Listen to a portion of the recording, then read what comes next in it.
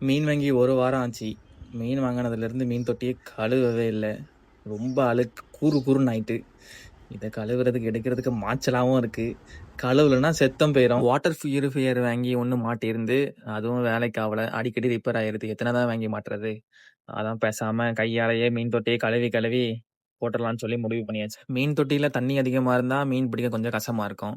அதனால மீன் தண்ணிய குறைச்சுட்டு, மீன பிடிக்கிற போச்சுல, நான் தான் மீனா பிடிப்பேன்னு சொல்லிட்டு, அவ உட்காந்து ஒவ்வொரு மீனா நசுக்கி, நசுக்கி கொன்னு பிடிச்சிட்டு இருந்தா.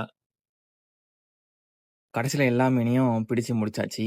இது வந்து 8 ஆரஞ்சு கலர் கோல்டு ஃபிஷ்ஷும், ஒரு பிளாக் கலர். வாஸ்துப்படி வாங்கணும்னு சொல்லி வாங்கி போட்டிருந்து. பார்க்கவே ரொம்ப அழகா இருக்குல்ல.